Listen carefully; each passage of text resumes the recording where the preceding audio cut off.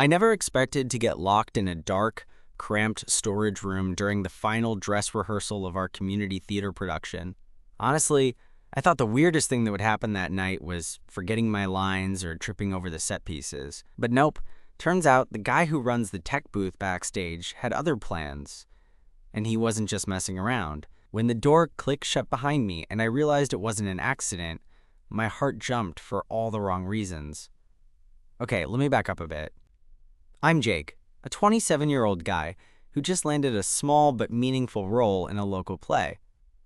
Nothing fancy, but after years of theater being my therapy and escape, this felt huge. It was the first time I was actually cast as something more than a walk-on or a chorus member. The play was a quirky little romantic comedy about two estranged brothers and their messy love lives, staged in this old community center that smelled like a mix of dust and ambition. Nothing glamorous, but it was home for the next few weeks. Now the tech guy, his name's Eli, was this quiet, kind of mysterious dude who worked behind the scenes. You never saw him during rehearsals, except when he had to fix a microphone or adjust the lighting. Tall, with dark hair always falling into his eyes, and this habit of chewing on the end of his pen when he was concentrating. I'd noticed him pretty early on, because he had this subtle but magnetic presence, the kind that made you want to sneak a glance even when you told yourself not to. Everyone called him the Backstage Wizard, because he was the one who kept all the lights, sound effects, and fog machines running without a hitch. But he hardly ever talked to anyone, which just made him more intriguing. I'd caught him watching me a couple of times, like those quick glances you get when you think no one's looking. Nothing obvious, but enough that my stomach did that nervous flutter thing. Maybe it was just wishful thinking on my part. Maybe I was just desperate for a connection in a place where people mostly whispered about their own dramas. Either way, Eli was always in the background, making sure the show went on, and I was in the spotlight, fumbling with my lines. So there I was during dress rehearsal, feeling the buzz of nerves and excitement, mixed with the smell of paint and sweat. The rest of the cast was milling around, rehearsing their entrances and exits, while I was backstage, waiting for my scene. I just finished a quick line run in the storage room where we kept props and costumes, trying to calm my shaking hands. That's when I noticed Eli standing near the door, fiddling with his headset, eyes flicking toward me more than once. "Hey," I said, trying to sound casual but failing miserably. "You okay?" He looked up, startled for a moment, then gave me this small, almost shy smile. "Yeah, just making sure everything's set for the sound cues." Before I could answer, the door slammed shut with a solid thud. I spun around, heart pounding, and tried the handle. Locked. I called out, "Eli? Hey, come on, this isn't funny. Let me out." No reply. A cold realization hit me. This wasn't an accident. He locked me in. But why? And more importantly, what was going on beneath that quiet exterior I'd barely scratched? I sank down against the wall, trying to steady my breathing, and that's when I heard the faintest whisper through the crack under the door, a voice that wasn't just about tech cues, but something way more personal, something that would change everything I thought I knew about him, and maybe even about us. And that's when I knew this rehearsal wasn't just about lines and blocking anymore. The whisper wasn't loud, maybe just a breath against the door, but it was unmistakably Eli's voice. "Jake, are you all right in there?" I blinked, heart skipping a beat. His voice was softer than I'd ever heard it, like he was afraid of breaking something delicate. "Yeah, I'm fine. Just locked in the storage room, I guess." There was a pause, and then he spoke again, quieter this time. "I'm sorry. I didn't mean to scare you. I just needed to talk to you alone." I swallowed hard, suddenly feeling like I was part of some weird behind-the-scenes drama I didn't understand. "Talk to me? Like, now? Through the door?" "Not just through the door," he said. But I had to make sure no one else was around first. I sat up straighter, curiosity pushing past the nervousness. "Okay, I'm listening. What's going on, Eli?" For a moment, all I heard was the hum of the overhead fluorescent light and the distant murmur of other cast members. Then the door handle rattled, followed by the soft scrape of footsteps. "I'm coming in," he said. I heard the lock click, the door swing open, and then Eli stepped inside, his eyes searching mine like he wasn't sure if I'd be mad or freak out. The room was dim except for the faint glow from the hallway outside, casting long shadows across his face. For the first time, I really looked at him, noticed the way his hands trembled just a little, the faint line of a smile that didn't quite reach his eyes. "Why did you lock me in?" I asked, trying to keep my voice steady. He shrugged awkwardly, running a hand through his hair. "I guess I just wanted a moment to talk to you without all the chaos. I've been watching you during rehearsals, and I figured if I didn't do something a little crazy, I'd never get the chance." I blinked, part of me wanting to laugh, part of me stunned. "You're locking me in a storage closet to ask me out?" He nodded, cheeks flushing. "Yeah, it's dumb, I know, but I've never been good at saying things the easy way." I felt warmth spread through me, and for a second, the cramped room didn't feel so claustrophobic. Honestly, it's kind of brilliant and kind of terrifying. He smiled then, a real one, the kind that makes you catch your breath. "So, would you maybe want to grab coffee after rehearsal?" I promised no more kidnapping. I laughed, the tension breaking like a wave. "Coffee sounds great." We stayed there a few minutes longer, just talking quietly. He told me about how he got into theater tech because it let him be part of the magic, without being in the spotlight. How he loved the way a perfectly timed light cue could change the whole feel of a scene. And I shared how this role was more than just acting. It was me trying to find confidence in a life that often felt like it was hiding in the shadows. When we finally left the storage room, the hallway felt different, almost electric. The rest of the cast and crew were still bustling, but I only had eyes for Eli, who was suddenly less of an enigma and more like someone I wanted to know. Over the next few days, things between us shifted. He started showing up at rehearsals with a little more purpose, sneaking glances my way, and finding excuses to hang around after scenes ended. We'd talk about everything and nothing, favorite bands, terrible puns, how stressful tech week always was. There was a comfort in those small moments, the kind that builds quietly but steadily. One night, after a late rehearsal, we found ourselves alone backstage.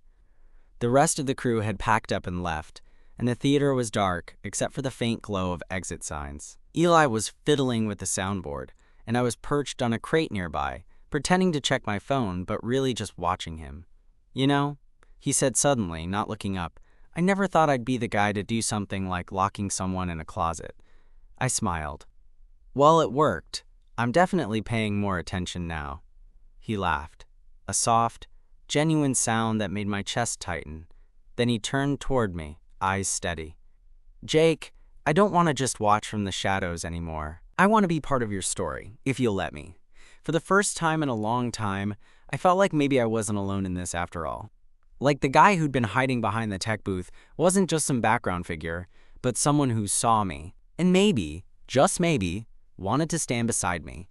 I reached out, brushing a stray lock of hair from his forehead. "I think I'd like that."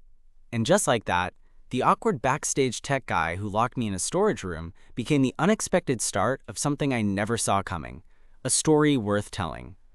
After that night, things between Eli and me took on this quiet momentum that felt both exhilarating and terrifying. We were still part of this crazy whirlwind called the play, but now there was this undercurrent of something more, something neither of us quite knew how to name yet. It wasn't like we suddenly turned into some perfect couple overnight. No, it was more like a slow dance around the edges, with stolen smiles and lingering looks during line runs. One afternoon, a few days after that backstage conversation, I found myself waiting near the entrance to the theater.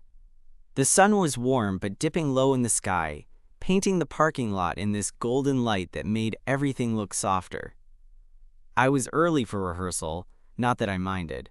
I liked watching people arrive, seeing little moments of their lives unfold before the madness of the day kicked in.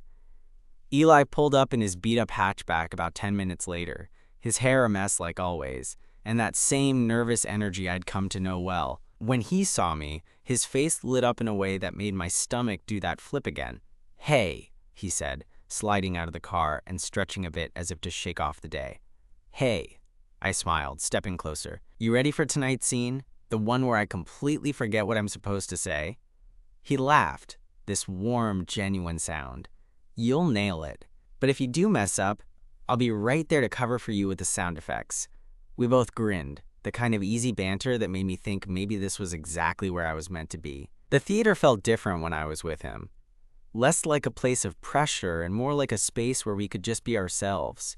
Even if ourselves meant a couple of awkward guys trying to figure out how to say what they actually wanted. Later that evening, after another exhausting rehearsal, Eli and I ended up in the same spot as before. Backstage, the world reduced to shadows and the soft hum of the cooling lights. This time, though, it was quieter, more intimate. He was adjusting the lighting board when I plopped down beside him, tired but happy in that way you get when you're wrapped up in something you love. You ever think about how weird theater is? I mean, here we are, pretending to be other people, but somehow it feels more real than anything else. Eli glanced at me, a small smile tugging at his lips. It's the magic of being seen, I guess. Even if it's just through a character or a script, there's something honest in it. I nodded, feeling a sudden urge to be honest too. I've always been scared of being seen. Not just on stage, but for who I really am. But with you, it's different. He stopped what he was doing and turned fully toward me, eyes searching mine. Jake, I felt it too, like I'm hiding behind the tech booth because it's safe. But locking you in that room, that was my way of breaking out. Maybe the dumbest way possible, but it was real. His words hung between us, heavy and hopeful all at once. I reached out, brushing my fingers over his hand resting on the console. Maybe we're both done hiding. Before I could think too much about it, Eli leaned in, and his lips met mine in this tentative, gentle kiss that sent a rush of warmth flooding through me. It was soft and perfect, like everything I'd been waiting for without even knowing it. When we pulled back, he grinned sheepishly. "So, coffee after rehearsal? And maybe a second date after that?" I laughed, heart pounding. "Definitely, and maybe next time, no kidnapping," he chuckled. "Deal." Over the next week, our connection grew in small but meaningful ways. We'd exchange texts about anything and everything. Favorite movies, terrible puns, questions about the play. I learned that Eli was a giant nerd for vintage sci-fi films and played guitar in his spare time. He learned that I was hopelessly addicted to late-night baking experiments that rarely turned out well. One night, after a particularly rough dress rehearsal where nothing seemed to go right, Eli found me sitting alone in the green room, head in my hands. "Hey, you," he said softly, sliding in beside me. "Rough night, huh?" I nodded, feeling the exhaustion and frustration seep into my bones. "I'm just scared I'm gonna mess up when it counts." He reached over, grabbing my hand and squeezing it gently. "You won't. You're better than you think, and I'll be there, backstage, cheering you on every step of the way." His words settled over me like a balm, and suddenly the fear felt smaller, more manageable. "Thanks, Eli." "Seriously." He smiled, that quiet, warm smile that made me feel like everything was going to be okay. "Anytime, Jake. We're in this together." As opening night approached, the tension backstage ramped up, but so did our little moments of connection. Shared glances during quick costume changes, whispered jokes when the director wasn't looking, and the way Eli's hand would find mine in the chaos, grounding me. I still remember the night before the premiere, sitting backstage with Eli as the crew put the finishing touches on the set. The theater was empty, but the air was thick with anticipation. Eli looked at me and said, "No matter what happens tomorrow, this, us, is something worth holding on to."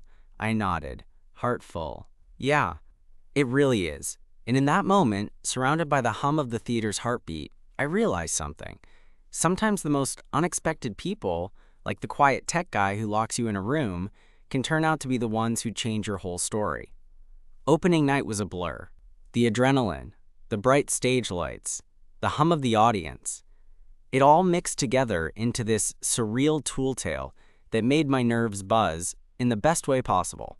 Eli was there, as promised, perched behind the tech booth like a silent guardian angel, fingers hovering over the soundboard, eyes occasionally flicking toward the stage. Knowing he was there, doing his thing, gave me a strange kind of comfort.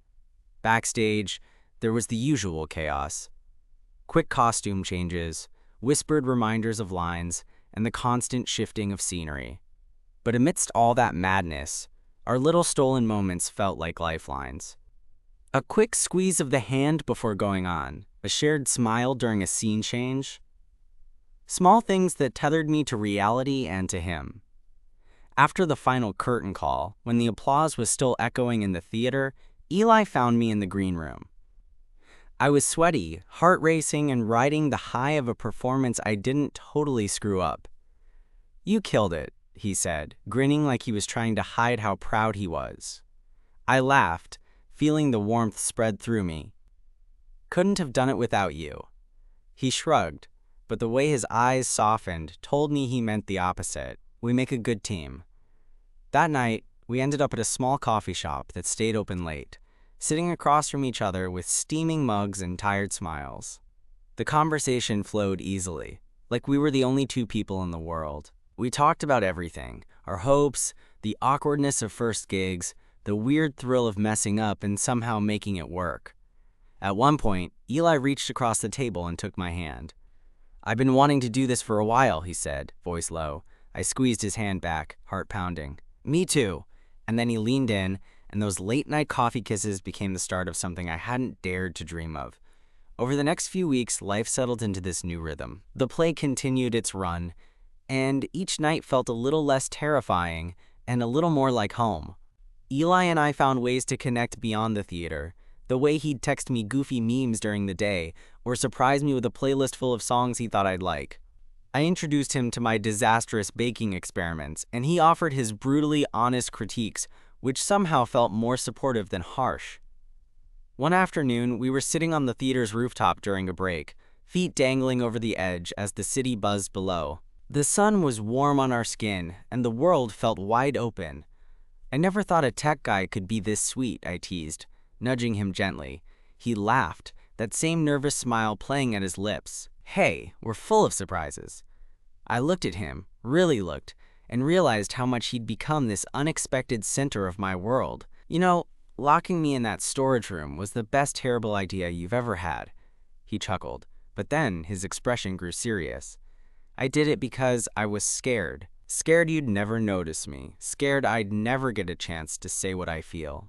I reached out, fingers brushing his cheek. "Well, you got my attention. And more." His eyes shone with something raw and honest. "I want to be more than just the guy behind the scenes. I want to be part of your story." My breath caught. "You already are." That night, as the city lights flickered to life below us, Eli and I sat close, wrapped up in something that felt like the start of forever. No grand gestures, no rushing, just two guys finding their way toward each other, one small, perfect moment at a time. The days following that rooftop moment blurred together in the best possible way. Every rehearsal, every line, every light cue felt charged with this new energy between Eli and me. It wasn't like we were broadcasting to the world or anything. We were still figuring out the whole us thing, fumbling through it like two rookies who somehow stumbled into the same playbook.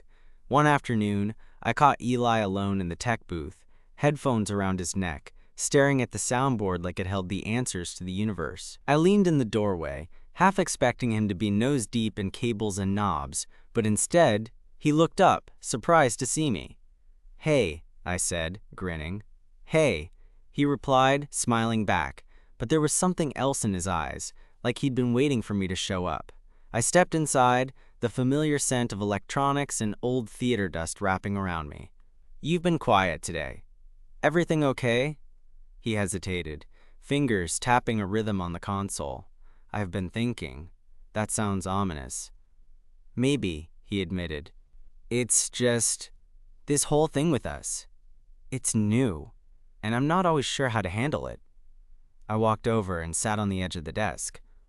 "I get that. It's weird for me, too. I've spent so long hiding behind characters on stage that being myself feels fragile." Eli nodded slowly. "Yeah, like we're both scared of being vulnerable." "Exactly." He gave me a small, shy smile. "But maybe vulnerability isn't a weakness. Maybe it's the best kind of strength." I like that a lot. We talked for a while longer, sharing little fears and hopes we'd been holding back. The kind of conversation you don't have with just anyone. The one that makes you feel seen without words even having to be said. Later that week, During a break between scenes, Eli surprised me by pulling me aside near the entrance to the stage. His cheeks were flushed, but his voice was steady. "Jake, there's something I want to show you." He led me through the backstage maze to this tiny room I'd never noticed before. Inside, the walls were lined with old posters from past productions, faded and curling at the edges. In the center stood an upright piano, its keys gleaming under a single light. "I play a little," Eli said, rubbing the back of his neck. "Not good, but it helps me think." I smiled, heart swelling. "I'd love to hear you play." He sat down and started to run his fingers over the keys. The music was soft and a little messy at first, but then it found its rhythm, a gentle melody that filled the quiet room like a secret just between us. When he looked up, there was this vulnerability in his eyes that made me realize how much he was trusting me in that moment. "I wrote that," he said quietly. "It's about not being afraid to take a chance." My chest tightened. "I think it's beautiful." We spent the rest of the afternoon there, talking and laughing and sharing stories we'd never told anyone else. It was like discovering a new side of each other, the parts that didn't fit into the tech booth or the stage, but felt just as real. But as much as things between us felt like they were blossoming, the reality of the play's run was starting to weigh on us. Late nights, mounting pressure, and the inevitable exhaustion were testing our patience and energy. One evening, after a particularly grueling rehearsal, I found Eli packing up his gear, looking worn out. "You okay?" I asked, sliding my jacket over my shoulders. He sighed, dragging a hand through his hair. "Honestly, I'm tired. And a little scared." "Scared?" "Yeah, of us. Of what happens when the play ends and we're not backstage anymore." I understood that fear more than I wanted to admit. This was new territory for both of us, and the idea of stepping into a world beyond the theater with someone else was both thrilling and terrifying. I reached out, taking his hand in mine. "Whatever happens, we figure it out, one step at a time." He looked at me, eyes full of something raw and hopeful. "I'd like that." That night, walking home under the city lights, hand in hand, I realized that love, like theater, was messy, unpredictable, and sometimes downright scary. But with Eli, it felt like the kind of adventure I was ready to take. Because sometimes, the backstage tech guy who locks you in a storage room isn't just a quirky story. He's the beginning of everything you never knew you needed. After that night, there was this new kind of quiet between us. Like we both knew something was shifting, but neither wanted to rush it. The play was winding down, and with each rehearsal, the reality that the curtain was going to fall on this whole chapter felt heavier. It was strange, because usually when a show ends, everyone just moves on. New gigs, new projects, new distractions. But with Eli, I felt this urge to hold on to what we'd started, even if we didn't have a roadmap. One Wednesday evening, after rehearsal wrapped up later than usual, Eli caught up to me near the exit. The hallway was nearly empty, the echo of footsteps the only sound. "Hey," he said, slightly out of breath, like he'd been chasing me down. "Hey," I smiled, surprised but happy to see him. He hesitated, then pulled a small, folded piece of paper from his pocket. "I wrote something." His voice was quiet, a little nervous. "Thought you might want to read it." My curiosity piqued. I took the note, unfolding it carefully. The handwriting was neat, but had this rawness that matched his personality. The words weren't poetry or anything fancy, just a few lines about taking risks, about finding light in unexpected places, and about hoping someone would be there to catch you when you fall. I looked up at him, heart pounding. "This is really beautiful, Eli." He shrugged, cheeks pink. "I don't usually share this stuff, but with you, it feels different." "Yeah," I said softly. "Me too." We stood there for a moment, the weight of unspoken feelings hanging between us. Then, almost on instinct, I reached for his hand. It was steady and warm, grounding me. "Want to grab coffee tomorrow? No theaters, no rehearsals, just us." His smile was all the answer I needed. "I'd like that." The next day felt like a dream. We met at this tiny cafe, tucked away in a quiet corner of town, the kind of place where the barista knows your name after one visit. Over steaming mugs, the conversation flowed easily. We talked about everything from childhood memories to embarrassing first crushes, and for the first time, I saw Eli not just as the backstage tech guy, but as someone who'd been quietly carrying his own stories and scars. At one point, he leaned across the table and said, "You ever think about how weird it is that we're here? Like, after all the chaos backstage, now it's just us. No scripts, no cues." I nodded, feeling the same rush of something new and real. "Yeah, it's honestly kind of scary, but in a good way." He smiled, eyes shining. "Maybe we're both ready for something a little less scripted." As days turned into weeks, we found ourselves slipping into routines that felt natural and comforting. Morning texts with silly gifs, late-night phone calls where we'd laugh until our voices cracked, and quiet walks through the city, hands intertwined like it was the simplest thing in the world. But life isn't always neat, and the closer we got, the more I realized how much Eli had been carrying beneath the surface. One evening, as we sat on a park bench watching the sunset, he opened up about his family, a tight-knit group that didn't exactly understand him, especially not as being gay. The tech guy who seemed so confident backstage had spent years hiding pieces of himself, afraid of disappointing those he cared about. Listening to him, I felt a surge of protectiveness mixed with awe. "You don't have to hide with me," I said quietly. "Not ever." He looked at me, eyes glistening. I want to believe that. That moment felt like a turning point, not just for Eli, but for both of us. Because finally, we were learning how to be vulnerable together, without the masks or the scripts. Of course, it wasn't all smooth sailing. There were days when the weight of reality pressed down, when Eli's family tensions flared, or when I questioned if I was really ready to open up like this. But through it all, we kept showing up for each other. One chilly evening, after a long day of rehearsals and tech checks, Eli surprised me by showing up at my apartment with a messy bag of takeout and an old movie he'd found in a thrift store.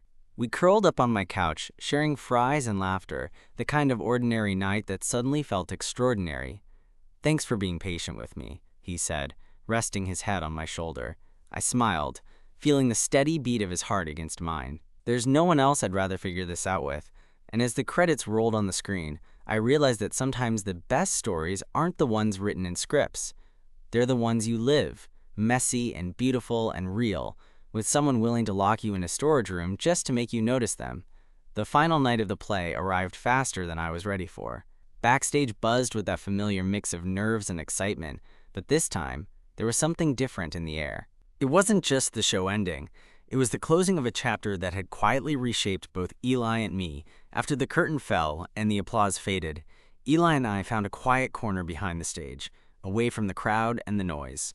The usual chaos had softened into a calm that felt almost sacred. We stood there, side by side, neither of us needing to rush for words. "I never imagined this whole thing." I started, my voice a little shaky. "You locking me in that storage room, the notes, the late-night talks. It all feels like it led me somewhere I didn't expect." Eli smiled, that familiar shy grin. "Me too. I was so nervous, worried I'd mess it all up. But being with you, it's been real, and that's more than I ever hoped for." I reached out, taking his hand gently. "We don't have to pretend anymore. No scripts, no hiding." He squeezed my hand, eyes steady. "I'm ready for whatever comes next." We leaned into each other, a quiet kiss that felt like a promise, not just for tonight, but for the days and months ahead. It wasn't flashy or dramatic. It was simple, honest, and perfect. Walking out into the cool night air together, I felt a warmth that didn't come from the stage lights or the applause. It was the kind of warmth that comes from knowing you found someone who sees you, the real you, and wants to be there through all the messiness and the magic. Theater had always been my escape, my way of hiding behind characters and stories. But with Eli, I realized something important. Sometimes, the best story is the one you write together, one quiet moment at a time. And as we walked down the street, hands intertwined, I couldn't help but smile. Because this was just the beginning.